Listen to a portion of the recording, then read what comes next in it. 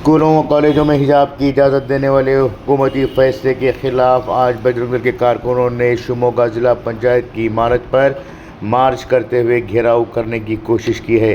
Police ने फ़ौरन action लेते हुए इन कारकुनों को गिरफ्तार कर लिया। बजरंग दल के कारकुनों का इल्ज़ाम है कि स्कूल में हिजाब की इजाज़त देना हाईकोर्ट के फैसले की खिलाफ वर्जी है, इसलिए हुकूमत के इस फैसले को वापस लेने की ज़रूरत है।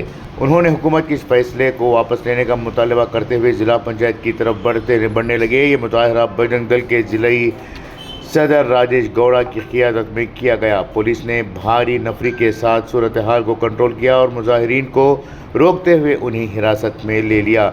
इस वक्त बेलगावी में अजलास जारी है, जिसके पेश नज़र इंतज़ामिया ने सख्त सिक्योरिटी इंतजाम किए हुए हैं। इसके बावजूद बजरंग दल कारकुनों ने मुजाहरा किया।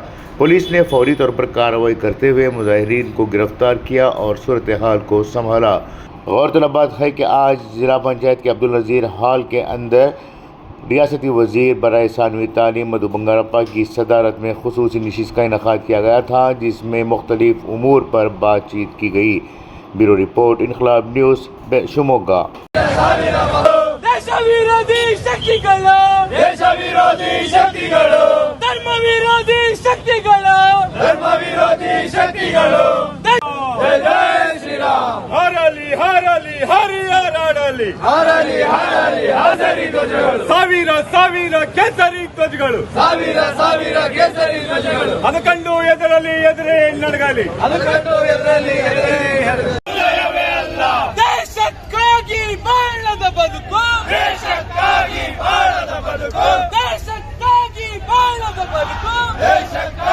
ಕಾಲೇಜುಗಳಲ್ಲಿ ವಿದ್ಯಾರ್ಥಿಗಳಲ್ಲಿ ನೀವು ಕೋಮು ದ್ವೇಷವನ್ನು ಹರಡಬೇಡ್ರಿ ಅನ್ನೋದು ಇಷ್ಟೇ ವಿಷಯ ಮನವಿ ಸರ್. ಅದನ್ನು ಹೇಳ್ತಾ ಇದ್ದೀವಿ. ನಾವು ಒಬ್ಬನೇ ಹೇಳೋದು, ಒಂದೆರಡು ನಿಮಿಷ ಬಂದಿದ್ದೆ. ಈಗ ರೈತರ ಹತ್ರ ಹೇಗೆ ಮಾತಾಡ್ತಾ ಇದ್ದಾರೆ, ಅದೇ ರೀತಿ ವಿದ್ಯಾರ್ಥಿಗಳ ಹತ್ರ 2 ನಿಮಿಷ ಮಾತಾಡ್ಕೊಂಡು ಹೋಗೋದು. ಯಾಕಂದ್ರೆ ನಾವು ಈ ದೇಶದ ಪ್ರಜೆಗಳೇ, ನಾವು ಈ ಶಿವಮೊಗ್ಗದ ನಾಗರಿಕರೇ, ಶಿವಮೊಗ್ಗದ ಮಣ್ಣಲ್ಲೇ ಹುಟ್ಟಿ ಬೆಳೆದು ಇಲ್ಲೇ ಬೆಳೆದಿರೋಂಥ ಮಕ್ಕಳು.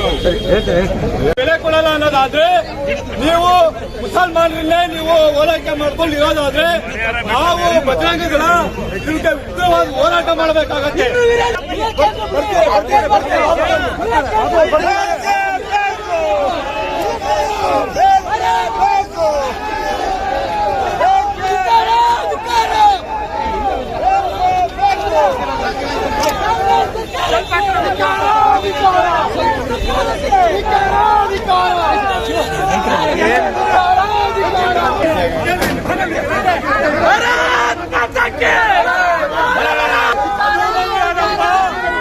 ವಿದ್ಯಾರ್ಥಿಗಳಿಗೆ ಗೌರವ ಕೊಡ್ತಾ ಇಲ್ಲ.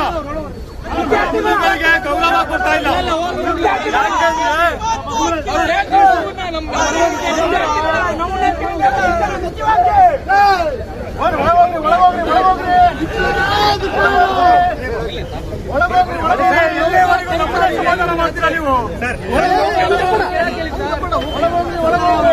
ಅಲ್ಲ, ಸೌಜನ್ಯ ಪಕ್ಷದಲ್ಲಿದ್ದಾರೆ, ಎರಡು ಮಾತಾಡೋಷ್ಟು ಸೌಜನ್ಯ ಇಲ್ವಾ? ಗೌರವ ಇಲ್ವಾ?